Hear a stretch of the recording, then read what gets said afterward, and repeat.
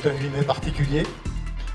En effet, le 4 mars dernier, j'ai participé à une cérémonie à Cassec-Culier pour rendre hommage à 3 résistants disparus en 1944, Enzo Godeas, David Freiman et Rosine Beth. Rosine Beth repose dans le cimetière de Colérac. Le conseil municipal a décidé de remettre en bonne place de mon mémoire le sacrifice de Rosine.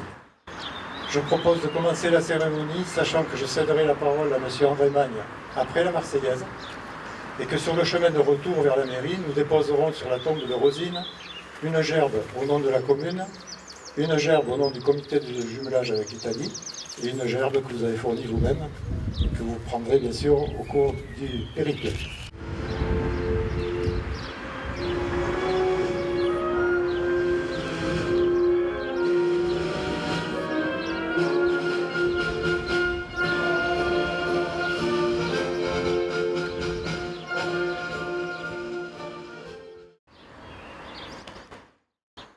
Mesdames et messieurs, nous sommes aujourd'hui réunis pour rendre hommage à tous les hommes et les femmes qui ont contribué à la libération de notre pays et permis à celui-ci de retrouver sa liberté, mais aussi à Rosine Beth qui est inhumée ici dans le cimetière de Colérac-Saint-Cyr. À travers elle, c'est aussi rendre hommage à 2 de ses camarades qui ont participé à une opération de la résistance à Toulouse et qui vont trouver la mort à la suite de cette opération, Enzo Godeas et David Freiman. Ces 3 combattants de la résistance étaient membres de la 35e brigade FTP-MOI Marseille-Angers. Ils trouvèrent la mort à la suite d'une opération menée contre le cinéma et les variétés à Toulouse le 1er mars 1944. La 35e brigade va recruter des combattants parmi les immigrés et fils d'immigrés italiens, notamment ici en Lot-et-Garonne. Bon nombre d'entre eux avaient combattu le fascisme en Espagne en 1936-1939 au sein des brigades internationales. Ce fut le cas du frère de Rosine, Agostino Beth, qui avait rejoint les Républicains. Augustin Beth sera d'ailleurs interné aux côtés des Républicains espagnols dans le camp de Gurs. Il sera alors tout naturel pour la jeune Rosine de poursuivre un combat déjà commencé par son frère. Rosine est née en 1924. Sa famille exploitait une ferme à Coux, près de Verteuil-d'Agenais. Enzo, lui, appartenait à une autre famille italienne arrivée dans les années 1925 à Agen. Famille venue exploiter une ferme abandonnée à la suite de la guerre et de l'exode rural. Ces familles italiennes sont soudées par des liens de parenté, hébergent des combattants, des réfractaires, procurent des refuges sûrs en cas d'opération policière ou des forces allemandes.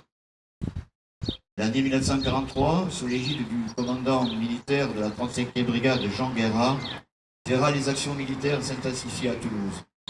Rosine, qui est agent de liaison, effectue de très nombreuses relations, amenant des informations et des armes entre le Lot-et-Garonne et Toulouse, mais aussi entre Toulouse et Lyon, où est situé le commandement de la zone sud de la MOI.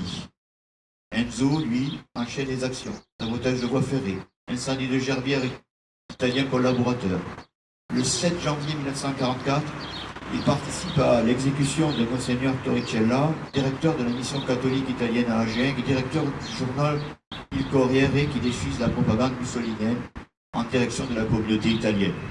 En ce début de mois de mars 1944, le cinéma diffuse un film antisémite, Le Juif Sus, film d'une rare violence raciste. Le commandant de l'unité, Jean Guérard, décide d'une action pour empêcher sa diffusion. Enzo Godeas, Rosine Beth, David Freiman sont chargés de déposer une bombe qui devait exploser.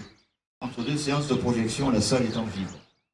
Mais peut-être bousculée par un spectateur ou par une erreur de manipulation, celle-ci va exploser prématurément, tuant sur le coup David Freiman, blessant très gravement Rosine Beth, ainsi qu'Enzo Godeas.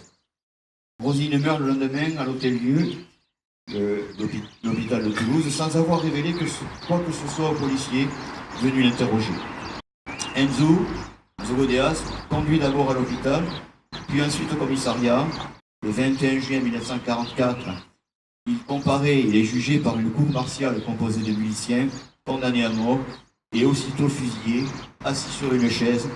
David Freiman, Rosine Beth, Enzo Godeas, sont 3 jeunes gens qui ont sacrifié leur existence à l'aube d'une jeune vie à peine entamée. Leur sacrifice a permis à notre pays de recouvrer sa liberté.